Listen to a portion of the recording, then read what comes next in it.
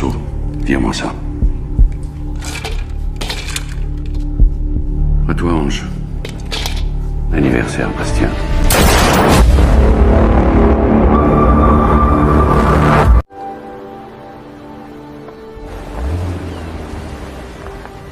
Kisah diawali dengan memperlihatkan seorang pria bernama Charlie yang sedang menjemput anak bungsunya di rumah neneknya. Diketahui bahwa Charlie adalah seorang ketua mafia yang sangat dihormati dan disegani di Prancis.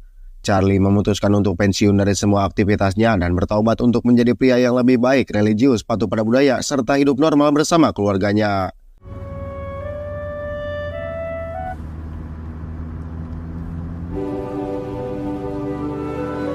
Dalam perjalanan anak bungsu Charlie yang bernama Anatoly ini, pembangusnya memintanya untuk melihat sirkus di pinggir pasar. Mengetahui bahwa Anatoly sangat suka sirkus, Charlie pun menurunkannya terlebih dahulu sementara ia memarkirkan mobilnya di sebuah basement.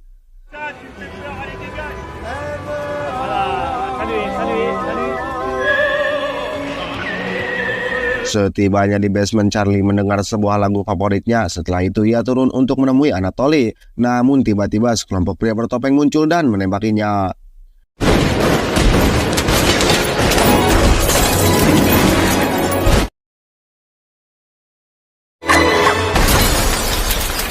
Kejadian ini berlangsung sangat cepat, namun beruntung Charlie masih terlihat bergerak sehingga ia segera dibawa ke rumah sakit.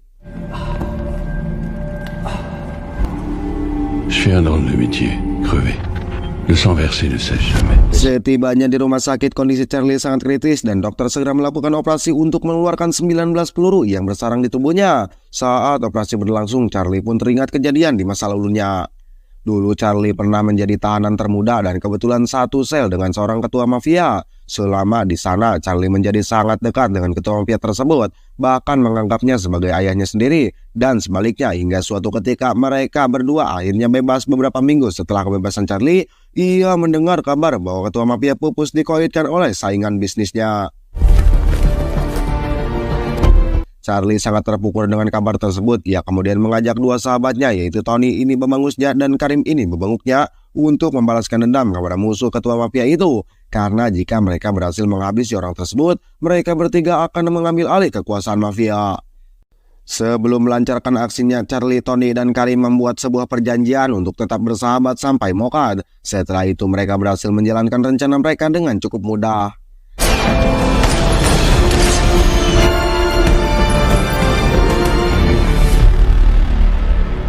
Charlie berhasil menghabisi target mereka dan pergi bersama Tony. Dari sinilah Charlie mulai menjadi ketua mafia yang paling dihormati. Sementara Tony dan Karim menjadi tangan kanannya yang tentunya sangat brutal. Comme un ami. Comme un ami. Putain, il a refouillé dans ma veste. Kembali ke masa sekarang, Charlie telah berhasil dioperasi, namun ia masih belum sadarkan diri. Keluarga Charlie hanya bisa melihatnya dari luar jendela karena belum diizinkan untuk masuk. Tombé fou amoureux de la fille, la sortie du trottoir, la sortie. Keesokan harinya ketika Charlie sudah siuman, ia didatangi oleh seorang detektif polisi bernama Anna yang menangani kasusnya. Detektif Anna mengungkapkan bahwa di TKP penembakan Charlie ditemukan beberapa bekas tembakan yang sengaja diarahkan ke tembok, yang menunjukkan bahwa ada satu orang dari kelompok penembak yang tampaknya tidak berniat untuk menembak Charlie. Anna kemudian meminta Charlie untuk menyebutkan siapa kira-kira yang menginginkannya Mokad, tetapi Charlie mengaku tidak tahu. Non. Bonjour maître. Tak lama kemudian seorang pria datang menghampiri Charlie. Pria tersebut adalah Jack, sepupu Charlie yang juga mengenal dekat Tony dan Karim. Jack membawa Karim dan seorang anak buahnya untuk menjenguk Charlie. Charlie pun menyatakan bahwa ia akan menemukan pelaku yang telah menggedornya. Charlie n'est pas rétabli, on ne bouge pas. Tu veux faire quoi? Incendier Marseille? Malam harinya Karim langsung berencana untuk mencari tahu kelompok yang terlibat dalam penembakan tersebut. Ia juga meminta Jack untuk tetap menjaga Charlie, karena Karim yakin bahwa musuh akan kembali. Benar saja, beberapa pria yang menyamar sebagai dokter mencoba masuk ke ruangan Charlie dan menembakinya.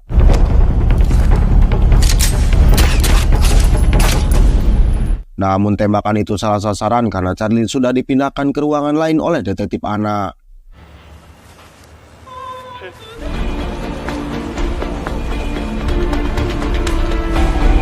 Keesokan harinya sahabat Charlie yaitu Tony datang menjenguk. Diketahui bahwa Tony kini menjadi ketua mafia. Setelah Charlie memutuskan untuk pensiun, Tony pun mengatakan bahwa ia sangat menyayangi Charlie karena sudah menganggapnya seperti kakak sendiri. Ia juga mengingatkan tentang janji mereka saat muda yaitu sahabat sampai mokat.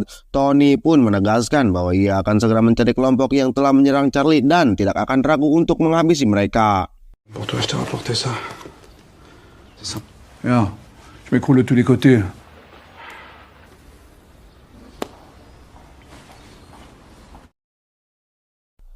Pada hari-hari berikutnya, Jack dan Karim kembali menemui Charlie. Jack mengabarkan bahwa Karim berhasil menangkap salah satu anggota kelompok yang terlibat dalam penembakan Charlie. Dan saat ini orang tersebut disandra di suatu tempat. Kebetulan karena kondisi Charlie sudah mulai membaik, ia pun diajak oleh Jack dan Karim ke lokasi tersebut. Di tengah perjalanan, mobil mereka terlihat diikuti oleh mobil detektif Anna. Karim segera memerintahkan salah satu anak buahnya untuk menghentikan mobil tersebut hingga akhirnya detektif Anna tidak bisa lagi mengikuti mereka.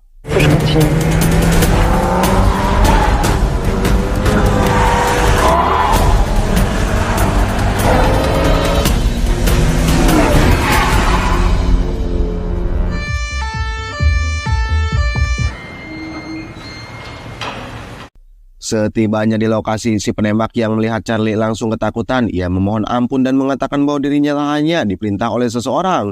Charlie pun berjanji tidak akan mengkoitkannya asalkan ia mau mengungkap siapa yang memerintahkannya. D'accord. Voilà, calme-toi. Respire. Karena takut dengan kebrutalan Charlie, akhirnya si penembak mengungkapkan bahwa orang yang memerintahkannya adalah Tony. Loh, si Tony sahabat Charlie sendiri. Charlie sangat terkejut dan sedikit tidak percaya mengapa Tony tega berbuat seperti itu kepadanya. Padahal kemarin Tony datang menjenguk dan mengatakan bahwa ia sudah menganggap Charlie sebagai saudara. Charlie pun kembali bertanya tentang alasan Tony ingin menghabisinya. Si penembak pun menjelaskan bahwa Tony berencana untuk mengedarkan barang terlarang di wilayahnya dan selama Charlie masih hidup, Tony tidak akan bisa melakukannya karena Charlie sangat menentang peredaran barang haram. Il a toujours eu peur de vous, de vos réactions. Vous faites... Akhirnya Charlie memahami apa yang diinginkan oleh Tony dan ia pun membebaskan sandera tersebut. Setelah itu Karim meminta izin kepada Charlie untuk membalas tindakan Tony yang telah mengkhianati persahabatan mereka. Namun Charlie justru mengatakan bahwa ia rela jika Tony menghabisinya karena ia tidak ingin melanggar janji yang selama ini mereka pegang yaitu persahabatan sampai mokat. Possible. Pas toi.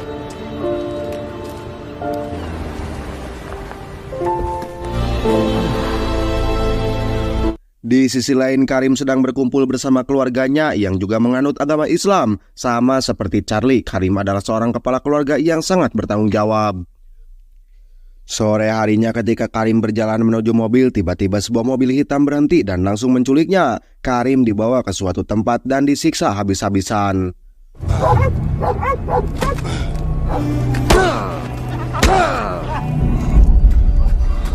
Ternyata para penculiknya adalah anak buah Tony bersama Sandra yang sebelumnya dibebaskan oleh Charlie.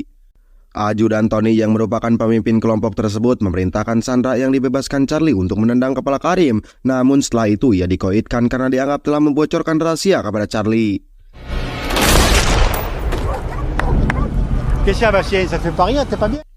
Sang ajudan kemudian memerintahkan anak buahnya untuk menghabisi Karim dan mengirimkan jarinya kepada Charlie sebagai tanda dimulainya peperangan dari Tony. Keesokan paginya istri Charlie menerima paket COD dan merasa senang karena mengira itu adalah baju hajatan yang ia pesan. Namun ketika paket dibuka, ia sangat terkejut karena isinya ternyata adalah jari Karim.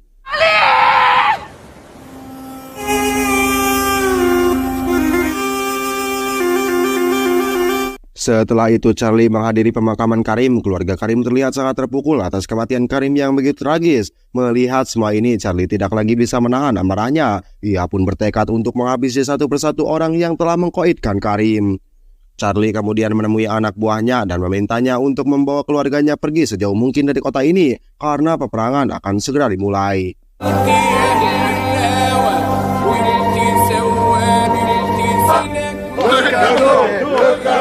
Di sisi lain, ajudan Tony dan semua anak buahnya sedang berpesta merayakan keberhasilan mereka menyingkirkan Karim. Namun tak lama kemudian Charlie muncul dengan membawa granat dan pistol di tangannya. Charlie mengancam bahwa ia akan meledakkan granat tersebut jika mereka tidak menyerahkan senjata mereka. Très bien, Malek. Voilà. Chacun son tour.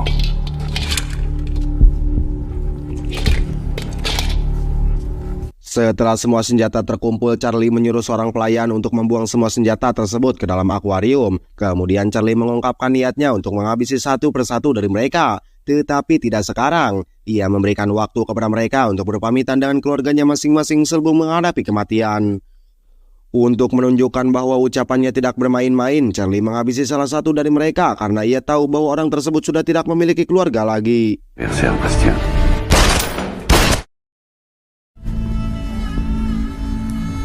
Keesokan harinya satu anak buah Tony mendatangi makam anaknya untuk berziarah. Setelah selesai berdoa, tiba-tiba Charlie muncul dari belakang dan mengatakan bahwa hari ini adalah waktu untuk menyusul anaknya kembali ke alam barzah. Puis personne ne me répond jamais. J'ai plus ma tête depuis la mort.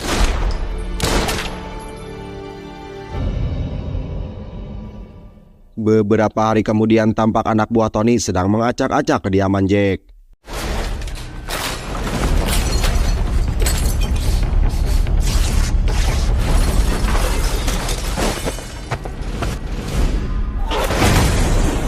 Siang harinya Jack pulang dan sangat terkejut melihat kediamannya sudah dalam keadaan berantakan. Ia segera menyadari bahwa ini adalah ulah anak buah Tony dan langsung bergegas menuju ke persembunyian Charlie. Namun salah satu anak buah Tony ternyata mengikuti Jack dan semua ini adalah bagian dari rencana mereka untuk mengetahui lokasi persembunyian Charlie.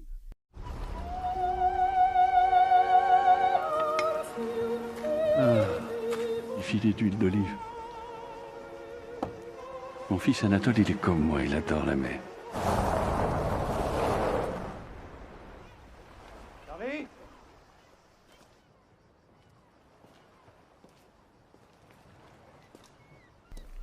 Setelah tiba di tempat persembunyian Charlie, Jack segera memberitahukannya bahwa kediamannya telah diacak-acak oleh anak buah Tony. Beruntung keluarganya sudah disembunyikan di tempat sepupunya. Namun saat itu juga para anak buah Tony sudah berada di sana dan siap menangkap Charlie. Charlie meminta Jack untuk segera pergi ke rumah sepupunya sementara ia akan menghadapi mereka. Sayangnya saat Jack berusaha pergi, ia justru tertangkap dan akan segera diserahkan kepada Tony.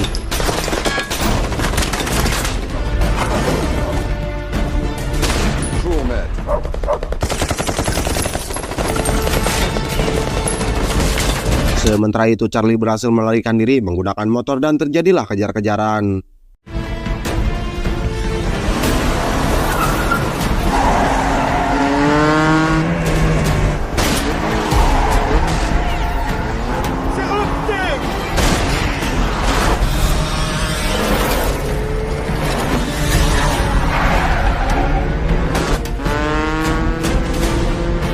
Di tengah pengejaran, Charlie sengaja menabrakkan motornya ke mobil polisi yang sedang berkumpul sehingga para anak buah Tony tidak berani menangkap Charlie yang kini dikelilingi oleh polisi.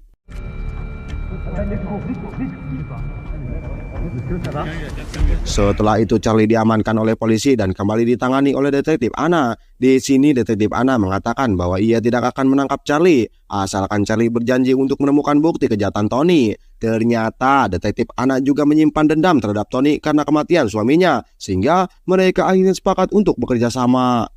J'ai beaucoup cotisé. Et vous n'avez aucune idée de ce qui était. Oh, les avez pas arrêtés. Je manquais de preuves, comme pour vous. Qui voulait pas vous tuer. Il a tiré 6 balles de 45 au-dessus. Des 5 tueurs, il est le seul à pas vous avoir touché.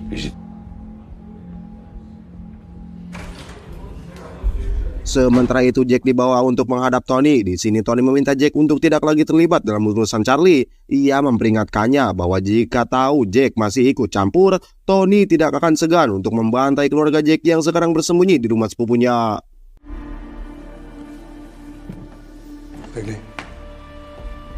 Malam harinya Tony sedang merayakan pesta pernikahan adik laki-lakinya. Tony pun memperkenalkan adiknya kepada semua orang dan menyebutnya bahwa bisnisnya saat ini tidak terlepas dari bantuan sang adik.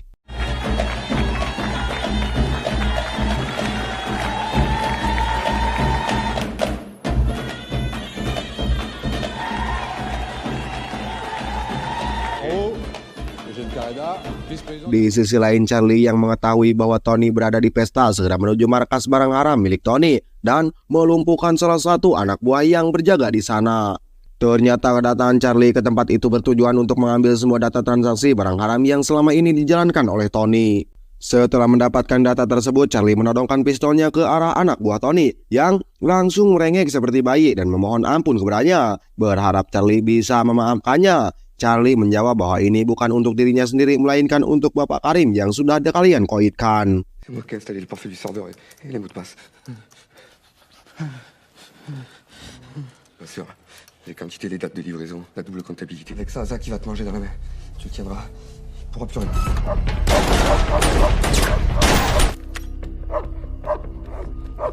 Qu'est-ce qu'elle va devenir, ma gosse Charlie? T'as une fille, toi. Elle est où? Regarde, c'est à elle. Tiens, on fait à Karim, j'y arrive pas. Malam berikutnya, setelah mengetahui bahwa semua data transaksi telah dicuri oleh Charlie, Tony pun menjadi marah kepada anak buahnya. Ia kemudian memerintahkan sisa anak buahnya untuk menculik anak Charlie dengan cara apapun, karena ia yakin bahwa Charlie pasti akan menyerah jika itu terjadi.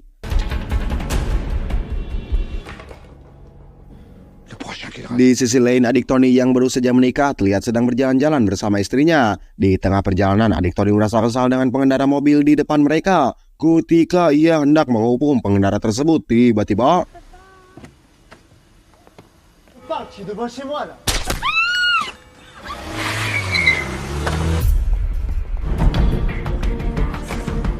beberapa hari kemudian, anak buah Charlie baru saja menjemput kedua putri Charlie dari sekolah. Di tengah perjalanan, mobil mereka tiba-tiba dihentikan oleh mobil lain. Dalam insiden itu, anak buah Charlie pupus sementara kedua putrinya berhasil diculik oleh kelompok Tony.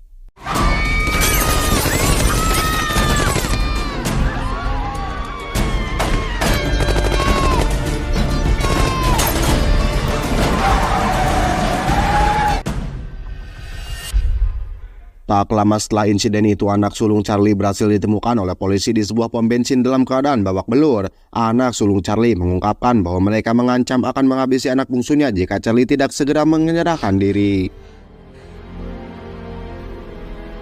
Keesokan harinya, Charlie secara diam-diam menemui detektif Anna. Ia pun memohon agar detektif Anna mau membuat berita palsu seolah-olah Charlie telah dipenjara, dengan harapan Tony akan berhenti memburunya dan melepaskan Anatoly, anak bungsunya.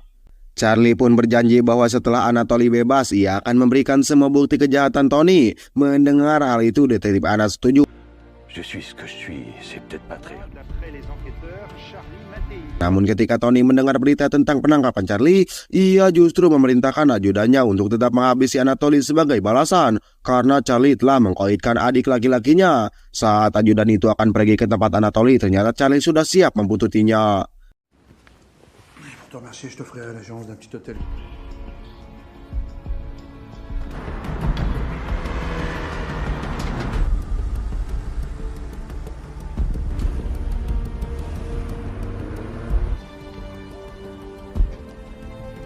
Sesampainya di sana, Charlie mencoba masuk melalui jalan samping, tetapi sayangnya untuk mencapai ruangan itu, ia harus melewati banyak kawat berduri yang mengelilingi tempat tersebut.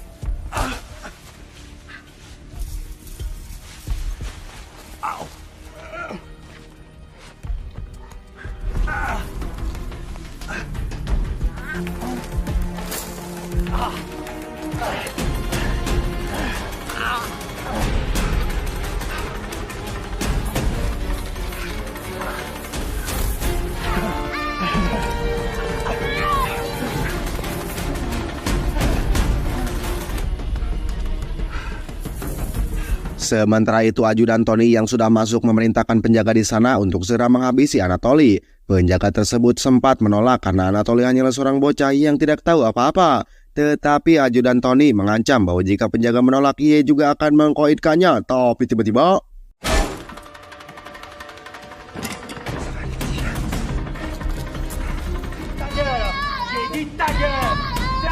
setelah itu, ajudan membawa Anatoly dan jasad penjaga ke dalam bagasi mobil. Ia berniat menghabisi Anatoly di tempat lain. Namun ketika ajudan mulai mengemudikan mobilnya, Charlie tiba-tiba muncul yang menyebabkan mobil itu menabrak pohon dan...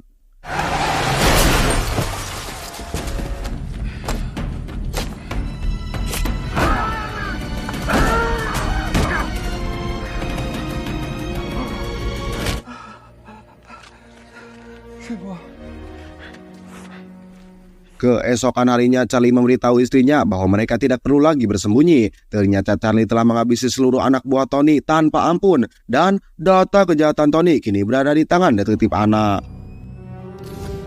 Aurelio Rampoli va s'en sortir, il portait un gilet, mais on a 5 macabées et un autre griffe. On a trouvé ça dans la poche d'Aurelio. Sementara itu Tony yang baru bangun tidur sedikit terkejut karena tidak ada orang di dalam rumahnya. Saat ia mencarinya di dapur, tiba-tiba Charlie muncul sambil menodongkan senjata. Tony yang merasa sudah kalah meminta Charlie untuk segera menjedornya. Namun Charlie datang dengan niat untuk berdamai karena ia masih memegang janji mereka untuk bersahabat sampai mokat. Namun saat Charlie lengah, Tony malah menyerang dan menodong senjatanya kepada Charlie. Dope, c'est ça tes limites, ta morale? Pas très original, pas mieux que moi.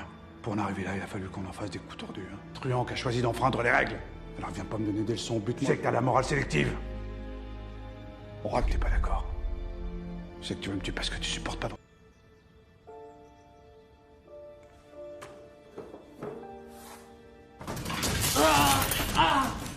T'as raison.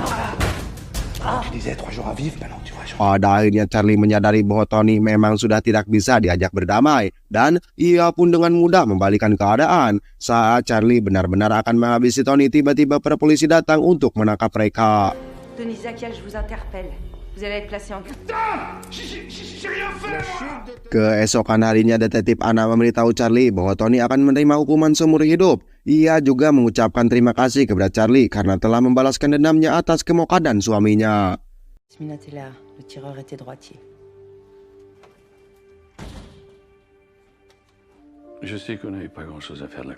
Setelah itu Charlie dibebaskan dari hukuman karena telah membongkar semua kejahatan Tony. Begitu keluar dari kantor polisi, Charlie langsung dijemput oleh Bapak Jack. Di dalam mobil, Charlie meminta Jack untuk membawanya ke parkiran basement, tempat di mana ia pertama kali diserang.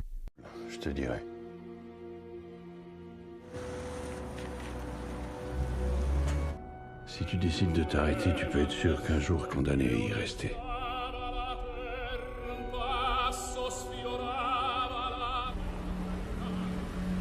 Sesampainya di sana, Charlie mengatakan bahwa sebenarnya ia tahu bahwa Jack saat itu ikut menembaknya bersama anak buah Tony. Charlie menegaskan bahwa sekarang ia akan membalaskan dendam. Mendengar hal itu, Jack langsung merasa ketakutan dan memohon kepada Charlie untuk memberinya pengampunan. Ia menjelaskan bahwa saat itu ia hanya diajak oleh Tony untuk menembak seseorang. Jack bersumpah bahwa ia sama sekali tidak tahu bahwa targetnya adalah Charlie. Setelah menyadari bahwa targetnya adalah Charlie, ia hanya menembakkan senjatanya ke arah tembok dan tidak mengarahkannya kepada Charlie.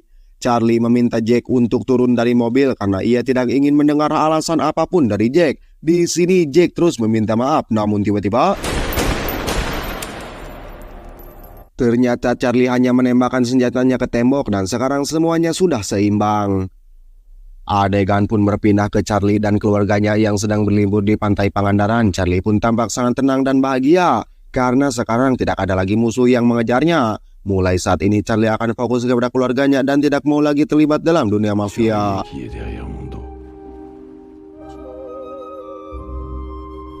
Tamat, ending yang sangat mengkhianatkan. Untuk judul film sendiri, dua-dua balets lah kata mudah lah. Dan terima kasih yang sudah menonton. Kisah apa yang bisa kita ambil dari film kali ini? Mungkin jika kalian tahu bisa komen di kolom komentar. Dan terima kasih yang sudah menonton sampai akhir. Semoga kalian diberikan kesehatan dan rezeki yang melimpah. Salam untuk kalian semua dari TND Movie. See you next video.